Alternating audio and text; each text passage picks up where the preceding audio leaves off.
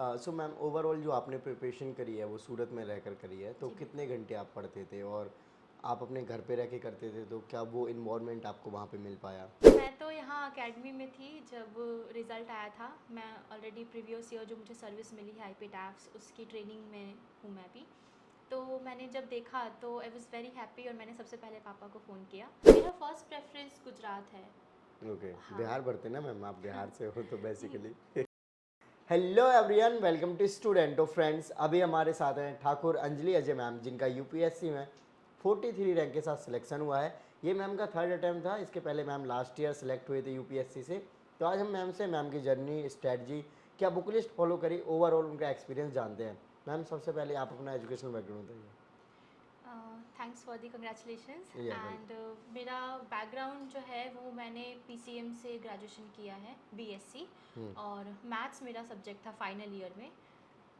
Okay, so civil services का आपने कैसे सोचा और कब से आपने तैयारी करना स्टार्ट किया था? मेरे माइंड में सिविल सर्विसेज काफ़ी पहले से था। इट्स लाइक ट्वेल्थ या फिर फर्स्ट ईयर आप कह सकते हैं, जब मैंने पूरे मन से ठान लिया था कि हाँ करना है, यूपीएससी करना है। सो फर्स्ट ईयर में ही मैंने प्रेपरेशन थोड़ा थोड़ा शुरू कर दिया था। फॉर एग्जांपल थोड़ा न्यूज़पेपर गो थ्रू करना और चीज़ें समझना कि कैसे शुरू कर सकते हैं। So basically first year, but full fledged जो तैयारी होती है वो सेकेंड ईयर से शुरू की थी। ओके, सो मैम आपके फैमिली बैकग्राउंड क्या है और आप कहाँ से बिलोंग करते हैं? मैं ओरिजिनली बिहार से हूँ, born in Bihar but brought up in Gujarat, Surat okay. में।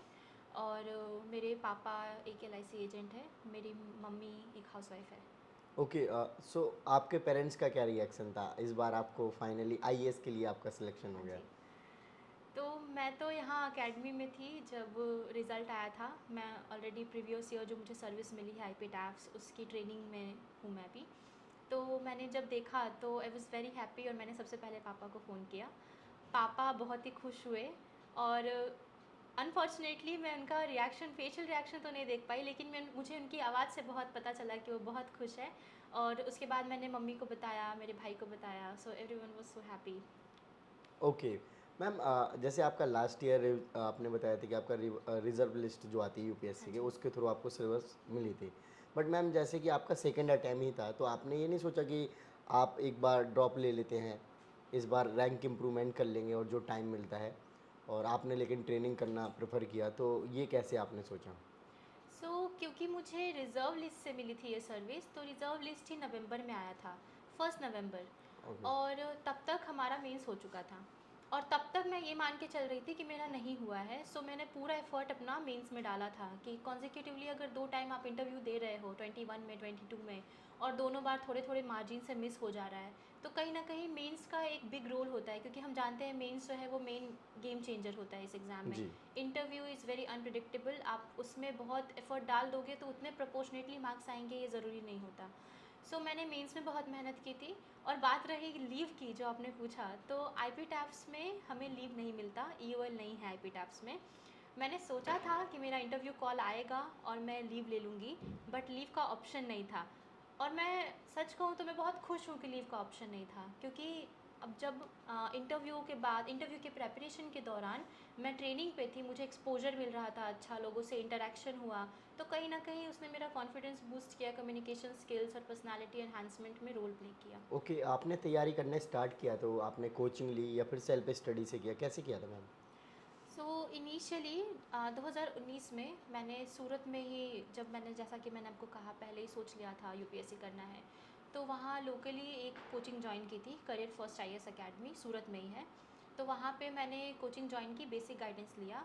देन 2020 में लॉकडाउन अनाउंस हो गया। लॉकडाउन के टाइम पर फिर मैंने सेल्फ स्टडी की और 21 में अपना फर्स्ट अटैम्प्ट दिया। फ्रेंड्स, आगे बढ़ने से पहले मैं बात करना चाहता हूँ इंडिया के टफेस्ट एग्जाम यूपीएससी के बारे में, जिसका सपना हर साल करोड़ों लोग देखते हैं। शायद आपने, मैंने लाइफ में एक ना एक बार तो आईएएस, आईपीएस या आईएफएस ऑफिसर बनने के बारे में जरूर सोचा होगा, क्योंकि ये एग्जाम क्लियर करने पे आपके एक सिग्नेचर से लाखों लोगों के जीवन में बदलाव ला सकते हैं। और आप सभी एस्पिरेंट्स के लिए मेरे पास इसी से जुड़ी अमेजिंग न्यूज़ है।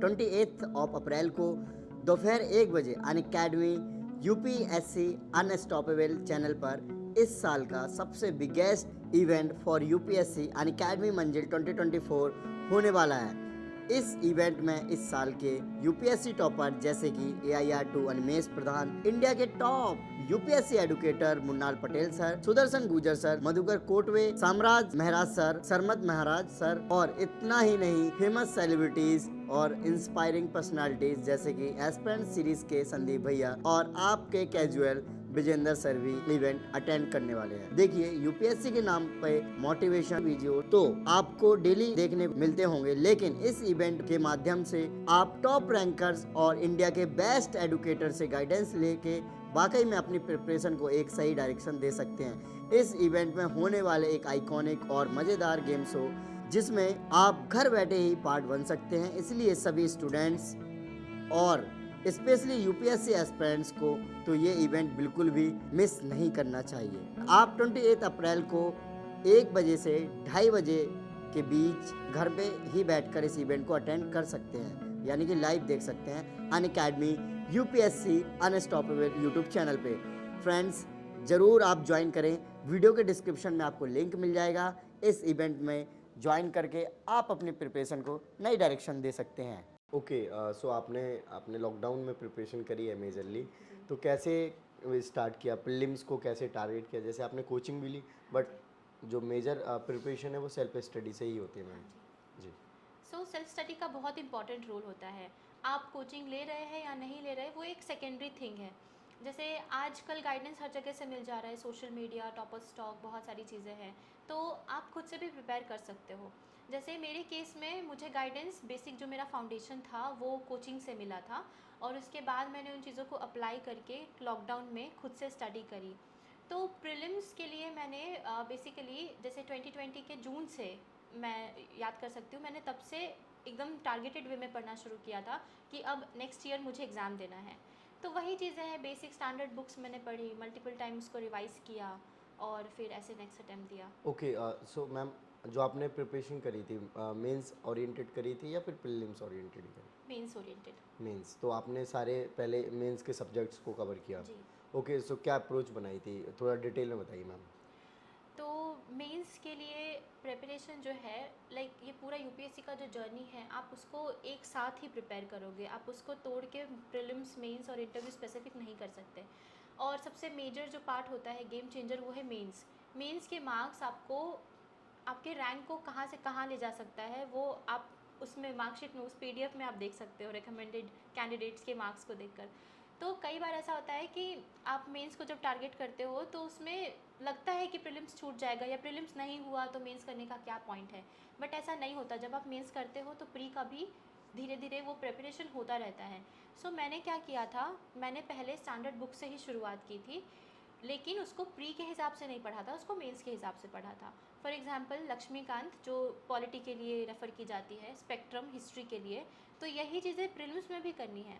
बट जब आप इसको आप जब प्रिपरेशन शुरू कर रहे हो तो आप इसको मेंस के अकॉर्डिंग पढ़िए, मेंस के हिसाब से पढ़िए, क्योंकि वही चीज़ें जो है वो फॉर्डर की तरह आपके मेंस के आंसर्स में रिफ्लेक्ट होगी।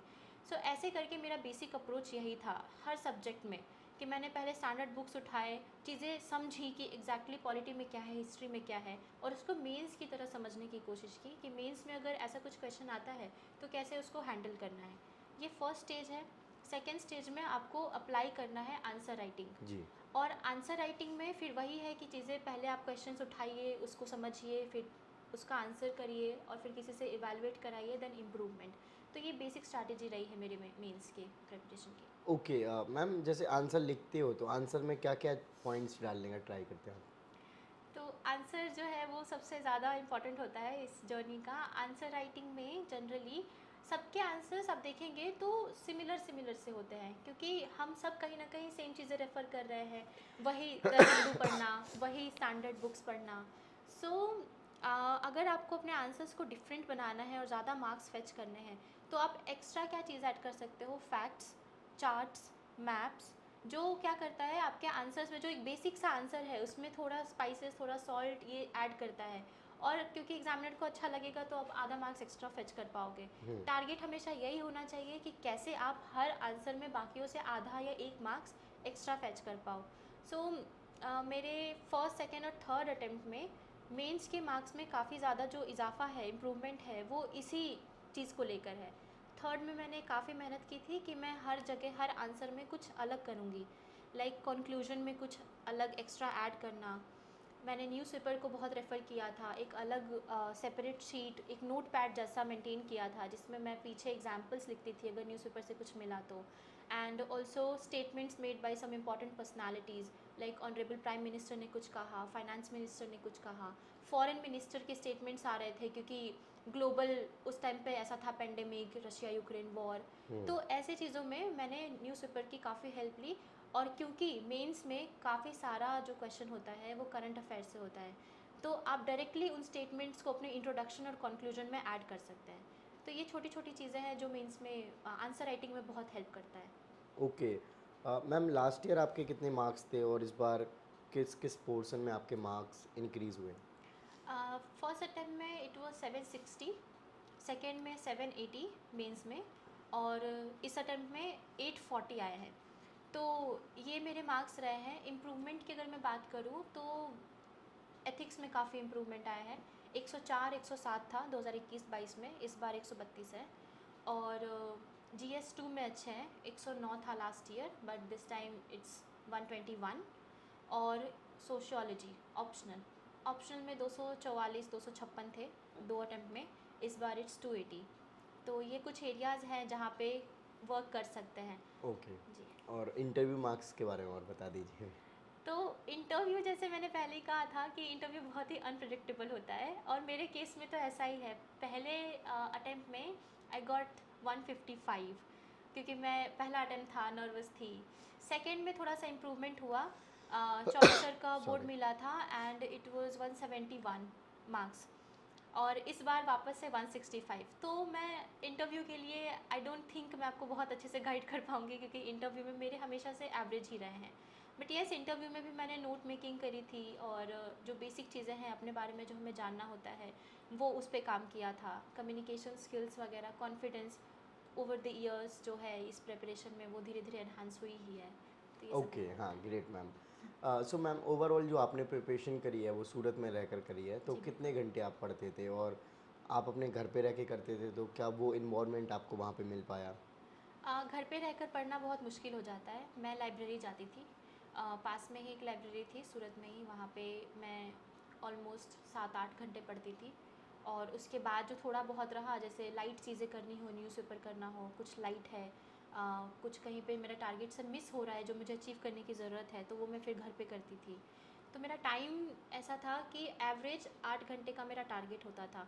मैं कोशिश करती थी कि अगर किसी दिन कुछ काम है, कहीं जाना है, बीमार हूँ, या फिर कुछ ऐसी चीज़ें हैं जो मुझे, एक्सटर्नल फैक्टर्स जो मुझे रोक रही हैं उस टारगेट को अचीव करने से, तो भी मैं मिनिमम 4-5 घंटे करने की कोशिश करती थी।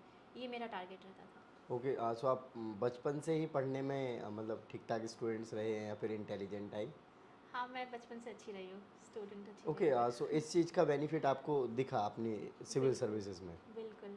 हाँ, तो जो बैकग्राउंड था आपका, तो आपने क्या एनसीईआरटी पढ़ी है और आपको लगता था कि एनसीईआरटी ज़रूरी है, या फिर आपने एनसीईआरटी को साइड कर दिया और डायरेक्ट स्टैंडर्ड बुक्स पे आ गए? मेरी जो पढ़ाई है वो स्टेट बोर्ड से हुई है, गुजरात बोर्ड से।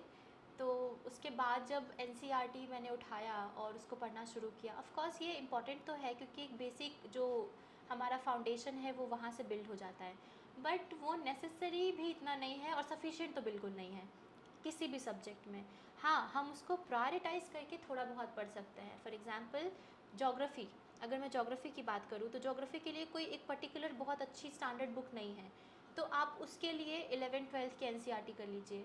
देन इकोनॉमी, इकोनॉमी के लिए हमारे पास लक्ष्मीकांत जैसा या फिर कोई स्पेक्ट्रम या फिर ऐसा कोई वन पॉइंट सोर्स नहीं है, तो उसके लिए मैंने 11th-12th की मैम, एनसीईआरटी की रमेश थी। सिंह के लिए रमेश सिंह है, जैसे और भी बुक आती हैं, जैसे नितिन सर की भी है, कोचिंग्स के भी स्टडी मटेरियल आते हैं इकोनॉमिक्स के लिए, और मुन्नाल पटेल सर के, तो जी। ये रिसोर्सेज ज़्यादा टॉपर प्रेफर करते हैं और आप कह रहे हैं रिसोर्सेज वन सोर्स नहीं है। हाँ, मुझे ऐसा लगता है कि इकोनॉमी बहुत ही इवॉल्विंग सब्जेक्ट है। इकोनॉमी आप देखेंगे हर मंथ आपको कुछ नया मिल जाएगा, कुछ हम्म। चेंज हो जाएगा। हम्म। तो मैं ये डिनाई नहीं कर रही कि मटेरियल अवेलेबल नहीं है। हम्म। मैं बस ये कह रही हूँ कि हर मटेरियल में जाना वर्थ इट नहीं है। हाँ। आप एक पॉइंट पे अगर कुछ चीज़ें समझना चाहते हैं तो आपको, जैसे हमारा ये प्रिपरेशन है उसमें हम हमेशा सोचते हैं कि एक जगह कुछ मिल जाए और उसी को हम बार बार रिवाइज करके अप्लाई कर पाए।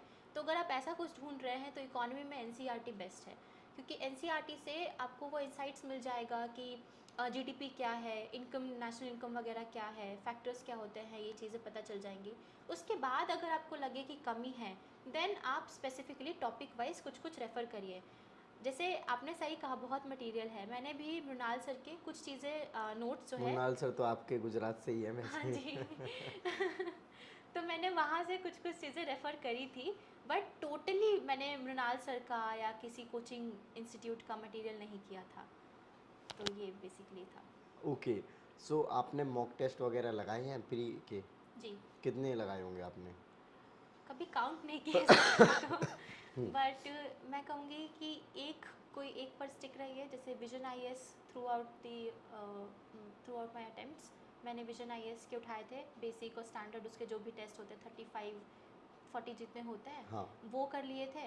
एंड क्योंकि फुल लेंथ टेस्ट बहुत इंपॉर्टेंट होता है और लास्ट के मंथ में आप ज़्यादा टेस्ट आपको देने चाहिए, तो फुल लेंथ के लिए मैंने कुछ और जगह से भी किया था। जैसे राउज आईएएस के फुल लेंथ पेपर मुझे अच्छे लगते हैं, मैंने वो दिए थे। जीएस स्कोर के दिए थे। एंड यस, जहाँ पे मैं पढ़ती थी कोचिंग में, वहाँ पे भी मैंने इनिशियली कुछ टेस्ट लगाए थे अपने फर्स्ट और सेकेंड अटेम्प्ट में। Okay ma'am. मैम, जैसे कि अगर हम बात करें आपके प्रिपरेशन दौरान में डीमोटिवेशन मोटिवेशन का, क्योंकि आपका तीसरा अटैम्प्ट में हुआ है तो 2 अटैम्प्ट्स आप इंटरव्यू लगातार दे रहे हो, फिर आपको तीसरे अटैम्प्ट में अपने मतलब दूसरे अटैम्प्ट में जब आपका फाइनल रिजल्ट में आ गया तो आपने ज्वाइन कर लिया। आपको हाँ। ये कहीं ना कहीं सर्टेनिटी थी कि पता नहीं अगली बार होगा नहीं होगा, तो इस टाइम पे अपने आप को कैसे मोटिवेट रखते थे? तो ये जो जर्नी है ये बहुत ही अप्स एंड डाउन से भरी हुई है। हम्म। मेरे केस में तो फिर भी मैं इंटरव्यू तक पहुंच रही थी, लेकिन मैंने देखा है कि बहुत ज़्यादा अप्स एंड डाउन्स होते हैं। प्री हो रहा है, मेंस नहीं हो रहा, फिर दोनों हो रहा है तो इंटरव्यू में रह जा रहे हैं। तो द थिंग इज़ कि आप फेथ रखिए, फेथ रखना इंपॉर्टेंट है। फोकस एंड फेथ वाला जो कॉन्सेप्ट है वो अप्लाई करिए। फोकस्ड रहना है और खुद पे फेथ रखना है, अपनी जर्नी पे फेथ रखना है कि हमने किया है तो हमें रिटर्न मिलेगा। एंड ऑल्सो जैसे मेरे ही केस से मैं एग्जांपल देके बताऊंगी कि everything happens for a greater good. जैसे अगर मान लीजिए आपका नहीं हो रहा है तो वो फॉर सम रीज़न नहीं हो रहा है। लाइक अगर मेरे कुछ मार्क्स ज़्यादा होते और मेरा फाइनल लिस्ट में नाम आ जाता तो हो सकता है मैं उतना एफर्ट मेंस में नहीं डाल पाती जितना ना होने के बाद मैंने डाला, और मेरा एक ही बार इतना सिग्निफिकेंट इम्प्रूवमेंट आया कि आज डायरेक्टली मुझे मेरा फर्स्ट प्रेफरेंस सर्विस में मिल पा रहा है। सो वही कहूँगी कि जो होता है अच्छे के लिए होता है, आप बस करते रहिए। ओके, तो तीनों अटैम्प्ट में आपने कितने क्वेश्चन अटैम्प्ट करे, जीएस के हों या फिर सी सेट के हों? प्रीलिम्स की बात करें आप जी, हम्म। तो प्रीलिम्स में मेरा टारगेट होता था 85 से 90 के पास। और हमेशा इतना कैलकुलेटिव नहीं होता, कई बार ऐसा होता है कि ज़्यादा कम हो जाता है। लाइक फर्स्ट में मैंने 88 अटेम्प्ट किए थे, सेकंड में 92 के पास था, थर्ड में भी कुछ ऐसा ही नंबर था। ओके, तो क्या मार्क्स रहे मैम? मेरे मार्क्स हमेशा ठीक रहे हैं, कट ऑफ से काफ़ी ऊपर रहे हैं। 100 अराउंड? हाँ, फर्स्ट में इट वाज 92 क्योंकि 87 ही था कट ऑफ। सेकंड में 100 अराउंड था और थर्ड में भी ये 88 या 90 के पास है। ओके, इस बार तो काफ़ी कट ऑफ कम भी गया हाँ, वैसे। 74 या 3 ऐसा कुछ ओके, है। और सी सेट को आप स्पेशली कुछ टाइम दे के चले हैं प्रिपरेशन टाइम में, या फिर पी वाई क्यू या फिर मॉक टेस्ट वगैरह लगा के आपने सी सेट को कर लिया? जी, सी सैट को मैं कहूँगी कि बिल्कुल इग्नोर नहीं करना चाहिए। मैंने बहुत लोगों को देखा है सी सैट की वजह से रुकते हुए, तो उससे वर्स्ट केस कुछ नहीं होता। सो सी सैट को, मेरे केस में मैंने सी सैट को टाइम दिया था। जब मैं इनिशियली 2020 में प्रिपेयर कर रही थी तो कुछ एक पर्टिकुलर नोट मैंने बना रखा था कुछ कुछ चीज़ों की, जैसे परसेंटेज के क्वेश्चन रिपीट होते हैं, नंबर सिस्टम के क्वेश्चंस हैं, परमिटेशन कॉम्बिनेशन, एंड देन कुछ रीजनिंग के क्वेश्चन होते हैं डायग्राम वाले। तो उन सब के लिए मैंने फार्मूला, बेसिक ट्रिक्स ये सब नोट करके रखा हुआ था, और वही मैं बार बार, मैं तीनों साल मैंने वही रिवाइज़ किए हैं। एंड फिर उसके बाद पी वाई क्यूज़ किए हैं। सी सेट में मुझे लगता है टेस्ट सीरीज से ज़्यादा इंपॉर्टेंट पी वाई क्यू होता है, क्योंकि यूपीएससी का माइंडसेट कोई मैच नहीं कर पाता। जी। खासकर सी सेट में मैंने ऐसे पेपर देखे हैं सी सेट के इंस्टीट्यूट्स के जो बहुत इजी हैं कई बार, और ऐसे देखे हैं जो बहुत डिफ़िकल्ट है कई बार। तो अगर आप बहुत डिफ़िकल्ट वाला दे रहे हो और क्लियर नहीं कर पा रहे तो बहुत ज़्यादा मोराल को डाउन कर देता है वो। तो मैं हमेशा अपने आसपास यही लोगों को सजेस्ट करती हूँ, और मैंने भी यही किया है मैंने हमेशा PYQ को रेफ़र करके प्रैक्टिस की है CSAT की, जिसने रियल एग्ज़ाम में मुझे बहुत हेल्प किया है। ओके, और जैसे आपने बताया कि नोट्स को आप बार बार रिवाइज करते थे, तो आपने सारे सब्जेक्ट के नोट्स बनाए थे, तो आप जो नोट्स बनाते हो प्री स्पेसिफिक बनाए थे या फिर मेन से स्पेसिफिक, किस तरीके के नोट्स थे? नोट्स मेरे प्री स्पेसिफिक नहीं थे, मेन स्पेसिफिक थे, और क्योंकि CSAT एक अलग ही डोमेन है जो सिर्फ प्री में आता है, तो CSAT के लिए मैंने अलग नोट्स बनाए थे। तो अगर प्री ही बात करें तो प्रीलिम्स के टाइम पे जब हम मॉक देते हैं, तो मॉक्स में कई बार ऐसे कुछ क्वेश्चंस आ जाते हैं जो हमने कहीं देखे नहीं हैं। जैसे मान लीजिए कोई रिपोर्ट का नाम है और किस संस्था ने निकाला है वो दिया हुआ है, तो मैं एक शीट मेंटेन करके मैंने वो लिख दिया कि ये पर्टिकुलर रिपोर्ट है और इस संस्था ने निकाला है। देन कुछ वन वर्ड आंसर्स होते हैं, कोई स्पीशीज़ है, उसकी कैटेगरी है, तो मैं वो भी अलग शीट मेंटेन करती थी। तो मेरे कुछ ऐसे शीट्स होते थे जो प्री स्पेसिफिक होते थे, अदरवाइज़ प्री स्पेसिफिक नोट्स मैंने कभी नहीं बनाए, हमेशा मेन स्पेसिफिक। ओके, और रिवीजन का साइकिल क्या रखना चाहिए स्टूडेंट्स को? रिवीजन किस तरीके से करें? जैसे कोई चीज़ पढ़ ली और स्टूडेंट जनरली भूल जाते हैं, उनके साथ ये समस्या होती है, तो क्या साइकिल अपनाना चाहिए जिससे उनको याद रहे और एग्ज़ाम में अच्छे से प्रेजेंट कर पाएँ? तो ये हमेशा ही होता है कि याद नहीं रहता, रिटेन नहीं कर पाते, हम पढ़ रहे हैं दिन रात लेकिन आंसर पेपर पे आता नहीं है। जी। तो उसके लिए यही है कि आप नोट्स बनाएं और नोट्स बना के उसको बार बार रिवाइज करते रहें, क्योंकि रिसोर्सेस इतने सारे हैं, हम इतने सारी चीज़ें रेफ़र करते हैं, वो हमारे माइंड में एक जगह पे रह नहीं पाता। और हर चीज़, हर जो फैक्ट है, हर जो थ्योरी या फिर कुछ भी कह लें, जो भी डेटा है, जो भी चीज़ें हैं, सब सेगमेंट अलग अलग सेगमेंट्स में हमारे माइंड में रहते हैं। अगर हम उनको एक शीट में रखते हैं तो हमारे माइंड में उसी तरीके से वो एक साथ कॉम्पैक्ट फॉर्म में रहता है, मेरा ये मानना है। तो मैं क्या करती थी, रिवाइज़ करने के लिए नोट्स बनाती थी और उसी को रिवाइज़ करती थी, बार बार देखती थी। एक पॉइंट तो ये है। और अगर रिवीजन के साइकिल की बात करें तो आप हर वीक एक दिन या आधा दिन कुछ रिवीजन के लिए रख सकते हैं। आधे एक दिन में आई नो बहुत रिवाइज़ नहीं हो पाता, लेकिन फिर भी अगर आप आधा दिन भी रिवाइज़ कर लेते हैं तो आपको मोटिवेट करता है वापस अगले दिन कुछ करने के लिए। जी। और उस मोटिवेशन फैक्टर के लिए आप बस शुरू करिए कि बस आधा दिन रिवाइज़ करना है, या आप ऐसा कर सकते हैं कि हर रोज़ 1 घंटे रिवाइज़ कर सकते हैं कि आज जो पढ़ा उसको 1-2 घंटे में मैं एक बार देख लूँ। और क्योंकि आप देख रहे हैं तो आप हर चीज़ नहीं पढ़ पाएंगे। आपने कुछ बहुत इंपॉर्टेंट पढ़ा था आज, वो रिवाइज़ कर लीजिए। तो मैं ऐसा करती थी रिविज़न के लिए। ओके, मैम, जो आपने इम्प्रूवमेंट करी है लास्ट ईयर, तो उस इम्प्रूवमेंट को लेकर के आपने नोट्स चेंज करे थे अपने, या फिर क्या ऐसा मेजर डिफरेंट रखा है अपनी प्रिपरेशन में जो कि आपके काफ़ी इम्प्रूवमेंट हुई है? और वीक एरियाज जैसे आपने बताए थे कि लास्ट टाइम इसमें मार्क्स कम रह गए थे उसमें। जी। तो कुछ चेंजेस थे, जैसे मैंने अपने रिसोर्सेज थोड़े डाइवर्सिफाई किए। लोग कहते हैं रिसोर्स को कंसाइज करिए, हाँ, बट क्योंकि लिमिटेड। मेरा थर्ड अटेम्प्ट था तो ऑलरेडी बहुत सारे रिसोर्सेज मैं कर चुकी थी। लाइक जो बेसिक बुक्स होती है, जो बेसिक मटेरियल्स होते हैं, मैंने मल्टीपल टाइम्स कर लिए थे। हाँ, आप 8 घंटे डेली, मिनिमम 8 घंटे, उससे ज़्यादा हो जाते तो अलग बात है। एकदम जी। लिटरली ऐसा नहीं है कि 8 घंटे, एवरेज का 8 घंटा। मतलब एवरेज ही, मतलब आपने बोला था अगर आप बीमार भी हैं तो उस दिन भी 4-5 घंटे आप तीन निकाले। चार हाँ। जी। तो क्योंकि बहुत रिवाइज हो चुका था वो सब, इसलिए मैंने इस बार थोड़ी रिसोर्सेज को डाइवर्सिफाई किए, टॉपर्स के नोट्स रेफ़र किए। एंड मुझे एक चीज़ बहुत ही अच्छी लगती है कि अगर आप टॉपर्स के आंसर्स देखते हो जो ऑलरेडी सिलेक्टेड हैं, तो कहीं ना कहीं आप वो देख के उसको इनकलकेट कर पाते हो कि एग्जैक्टली अप्रोच क्या होना चाहिए, जो बहुत ही इंपॉर्टेंट साबित हुआ था मेरे केस में। लाइक अगर मैं एस्से का एग्जांपल दूँ आपको, तो मैं हर रोज़ सुबह उठ के एक ऐसे पढ़ लेती थी। आपको अवेलेबल हो जाएगा आराम से आंसर कॉपीज़ जो होती हैं सिलेक्टेड कैंडिडेट्स की। तो अगर आप उसको पढ़ते हैं तो आप उस जोन में चले जाते हैं कि एग्जैक्टली कैसे लिखना है। अब क्योंकि इतने मंथ्स हो चुके हैं तो कोई भी हर चीज़ इतना लंबा याद नहीं रख सकता, बट आप अगर कंसिस्टेंटली ये चीज़ें करते रहोगे तो वो कहीं ना कहीं आपके पेपर में अपने आप रिफ्लेक्ट हो जाएगी। ये करती थी मैं।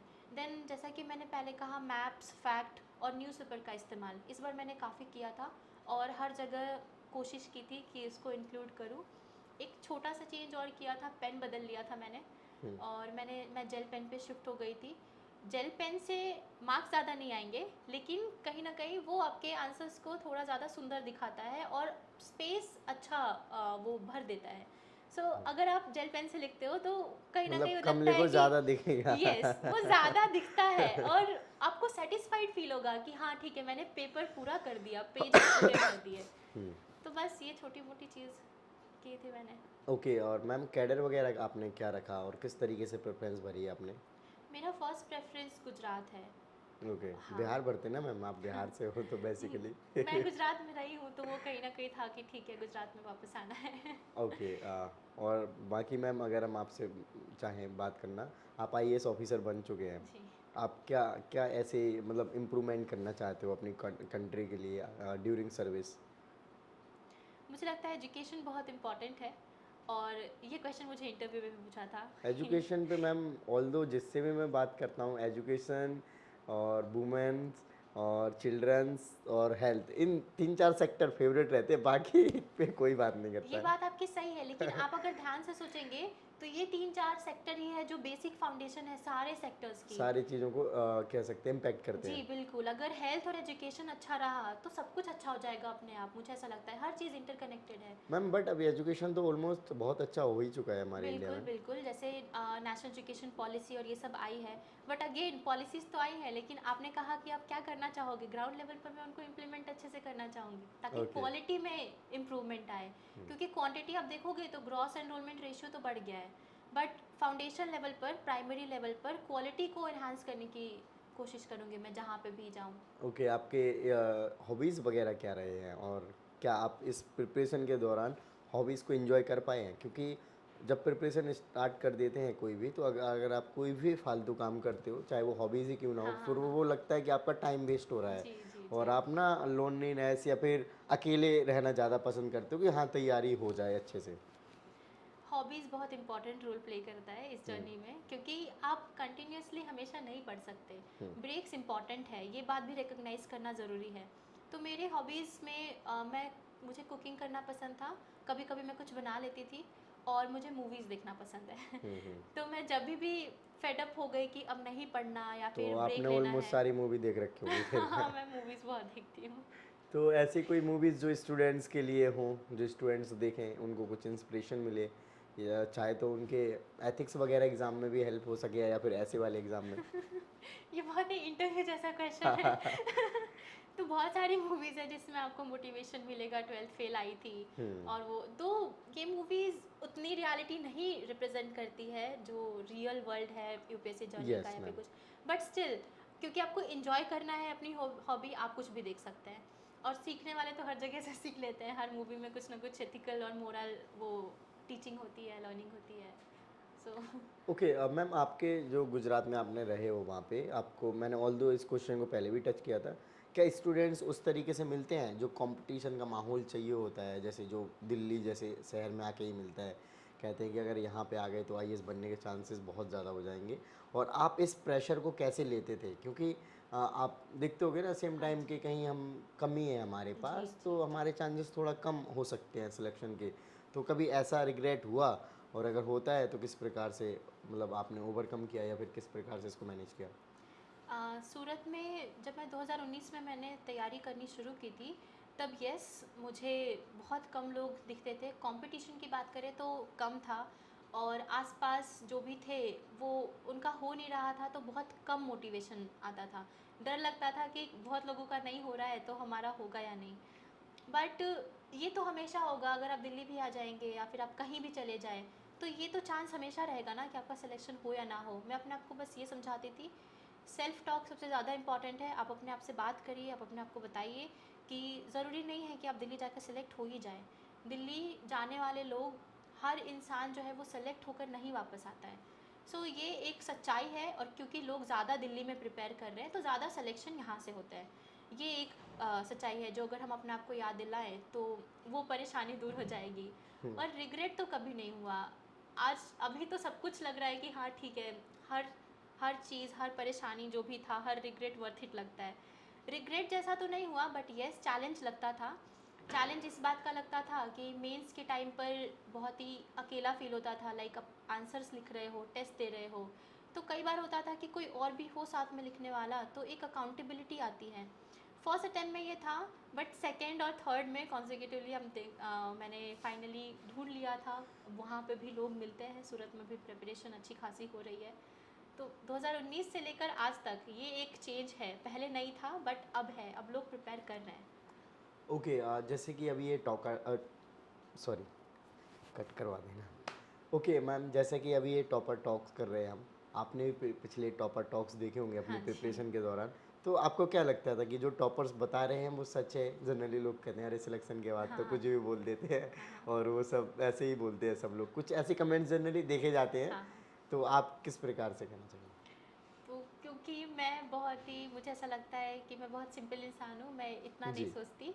मैंने हमेशा, ऐसा है कि टॉपर स्टॉक देखे हैं और मुझे बहुत मोटिवेशन मिला है। क्योंकि अगर आप मान लीजिए रिमोटली प्रिपेयर कर रहे हो और आप लोगों से कनेक्टेड नहीं हो जो खासकर इस प्रिपरेशन में है, तो कहीं ना कहीं हमें वो डिफरेंस फील होता है कि शायद हमें कुछ आ रहा है या नहीं, हम सही जा रहे हैं या नहीं। और उस चीज़ को वेरीफाई करने के लिए टॉपर स्टॉक ने बहुत हेल्प किया है। लाइक अगर मैं पढ़ रही हूँ तो मैं सुन रही हूँ टॉपर स्टॉक और मैं देख रही हूँ कि उन्होंने भी ऐसे ही किया था, तो बहुत कॉन्फिडेंस देता था वो मुझे। तो ये बात है कि टॉपर स्टॉक जो है वो, लगता था कि ये लोग तो बहुत अलग है, इनका हो गया है, हमारा होगा या नहीं। बट ठीक है, मोटिवेशन के लिए बहुत अच्छा है। बीच बीच में मैं हमेशा देखती थी और चीज़ें हम भूल जाते हैं ना कई बार। जैसे हमने मान लीजिए देखा कि ये चीज़ें करनी चाहिए, सुना ये चीज़ें करनी चाहिए, बट करते करते उस कोर्स में उसमें हम भूल जाते हैं कि एग्जैक्टली हम ठीक कर रहे हैं या नहीं। उन चीज़ को रेक्टिफाई करने के लिए टॉपर स्टॉक मैं देखती थी कि सब ने मेहनत करी है। लोग बोलते हैं कि हमने इतना साल किया, हमने इतने अटेम्प्ट्स दिए, तब लगता था कि इट्स ओके, इन्होंने भी इतनी मेहनत की है तो मुझे भी करनी ही पड़ेगी। ऐसा तो है नहीं कि सब कुछ आसानी से मिल जाता है। तो वो मोटिवेशन फैक्टर है जो मुझे बहुत हेल्प करता था टॉपर स्टॉक देखने में। ओके, सो मैम आपको लगता है कि आपके अंदर काफ़ी यूनिकनेस है, आप बाकी कैंडिडेट से काफ़ी कुछ आपका डिफरेंट आपने किया है, कुछ ऐसे यूनिकनेस आपको लगता हो, कभी फील होता हो कि नहीं मैं बाकी लोगों से अलग हूँ थोड़ा? ऐसा तो कुछ अलग नहीं है, हम्म। बट कुछ लर्निंग्स हैं जो मैंने अप्लाई की थी और मुझे बहुत ही हेल्पफुल लगा इस जर्नी में। तो जैसे कि लर्निंग है कि सेक्रीफाइसेस करने पड़ेंगे। लाइक सब करते हैं, आपको भी करना पड़ेगा। आप अपने माइंड में ये बिठा लो कि कुछ खोए बिना कुछ मिलना बहुत मुश्किल है, जी मैम। तो सेक्रीफाइस करना पड़ेगा। ये मैं रूल की तरह अप्लाई करती थी। मुझे मान लीजिए टेम्पटेशंस होते हैं टाइम वेस्ट करने के, तो वो सेक्रीफाइस समझ के आप कर लीजिए और वो टाइम डेडिकेट कर दीजिए पढ़ाई में, तो वो बाद में आपको बहुत ही फ्रूटफुल लगेगा। देन इंसेंटिव्स वाला रूल, कि खुद को मोटिवेटेड रखने के लिए आप ऐसा कर सकते हैं कि जब टारगेट्स अचीव हो जाए तो आप अपने मन का कुछ खा सकते हैं, अपनी हॉबी को फॉलो कर सकते हैं। और ऐसे में क्या होता है, हम हमेशा इस साइकिल में रहते हैं, हम हमेशा मोटिवेटेड रहते हैं अपने टारगेट्स को अचीव करने के लिए, क्योंकि उसके पीछे एक प्राइज़, एक रिवॉर्ड होता है। Then pain today and pride tomorrow, ये मैंने कहीं पे सुना था कि अगर आज आपको ये जर्नी बहुत पेनफुल लग रही है तो कोई बात नहीं, सह लीजिए, कल सब कुछ अच्छा लगेगा आपको, बहुत ही प्राउड मोमेंट आपके लिए आएगा। Definitely ma'am. जी।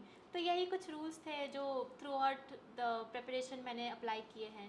देन ऑल्सो कभी भी आप लॉन्ग टारगेट्स, जैसे हम मान लीजिए अभी 16 जून को प्रीलिम्स है, आप प्रीलिम्स का मत सोचिए बार बार जब आप पढ़ रहे हैं तब। आप सिर्फ आज का सोचिए कि आज आप कैसे अपने टाइम को बेटर तरीके से यूटिलाइज़ कर सकते हैं। शॉर्ट टारगेट्स, मैं हमेशा सोचती थी कि अगर मेरा रास्ता सही होगा तो सफ़र सही हुआ तो मंजिल भी सही होगी। तो सफ़र को अच्छा बनाइए, हर रोज़ अच्छे से पढ़िए, हर रोज़ का टारगेट अचीव करिए। अपने आप जो आपका फाइनल टारगेट है, प्रीलिम्स हो, मेंस हो, वो हो जाएगा। और मेरे केस में ये अप्लाई हुआ है, इसलिए मैं ये चीज़ें शेयर कर रही हूँ। ओके मैम, जैसे मेमोरी का मतलब अपने माइंड की मेमोरी को इंक्रीज़ करना कि ज़्यादा हाँ। टाइम तक याद रहे, ऐसी कोई एक्सरसाइजेज है आपको मालूम या फिर आपने कोई फॉलो करी हो ड्यूरिंग प्रिपरेशन? जनरली मैं किसी से बात करता हूँ सीनियर लोगों से, तो वो कहते हैं कि अर्ली मॉर्निंग आपको उठना चाहिए, थोड़ा बहुत एक्सरसाइज करना चाहिए, अगर और नींद आप लिमिटेड लीजिए, एकदम कम भी मत लीजिए, ज़्यादा भी मत लीजिए। जी, जी, तो जी। ये चीज़ें हेल्प करती हैं और आई थिंक जो स्टूडेंट्स लाइफ है उसमें डिसिप्लिन काफ़ी रहता है बिल्कुल। और ज़्यादा हमें यहाँ वहाँ भी जाना नहीं होता है और एक शेड्यूल जो डेली का होता है वो हमारा डेली ही रहता है, जी, ऐसे बहुत ज़्यादा चेंजेस नहीं आते हैं। जी। जैसे कोई वर्किंग होते हैं तो उनके साथ बहुत सारी चीज़ें एफिलिएट हो जाती हैं जो कि करना होता है। जी मैम। थैंक यू ये क्वेश्चन पूछने के या लिए, वेलकम। क्योंकि मैं भी ये चीज़ें प्रैक्टिस करती थी। आपको हमेशा अपने आप को मोटिवेटेड और डिसिप्लिन में रखने के लिए कोई एक्सरसाइज करनी चाहिए।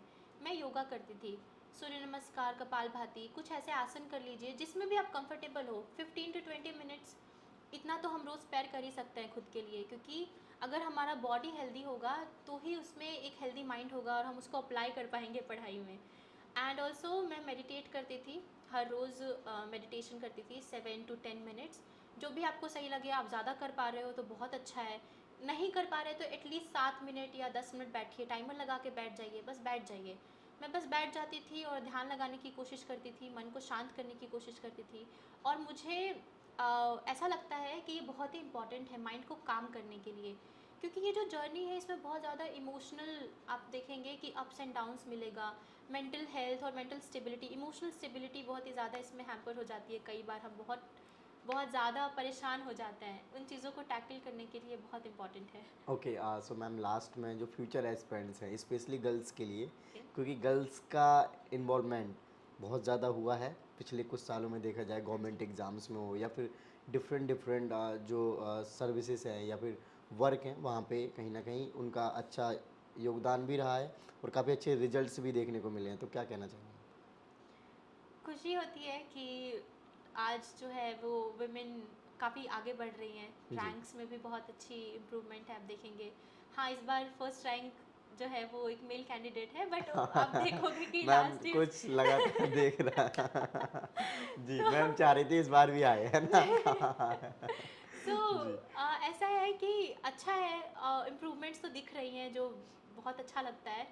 और ऑफ कोर्स आज जो है जेंडर डिस्पैरिटी और इन सब की बात करोगे तो बहुत प्रेवलेंट है। ऐसा नहीं कि पूरा मिट गया है, लेकिन येस इम्प्रूवमेंट्स दिखते हैं। आज लड़कियां पढ़ भी रही हैं, आगे भी बढ़ रही हैं, जॉब भी कर रही हैं, हर चीज़ संभाल रही हैं, तो अच्छा लगता है। Okay, so thank you so much हाँ मैम जी, for your thank lovely you message. So much. So friends, आपने देखा कि मैम के साथ हमने डिटेल में डिस्कशन किया, सो आई होप आपको कुछ इन्फॉर्मेशन और कुछ मोटिवेशन मिला होगा। थैंक यू, जय हिंद। फ्रेंड्स, सो अनअकैडमी मंजिल 2024 जो यूपीएससी एस्पिरेंट के लिए बिगेस्ट इवेंट होने वाला है 28 अप्रैल को 1 बजे से, लिंक वीडियो के डिस्क्रिप्शन में है, जरूर ज्वाइन करें। Thank you.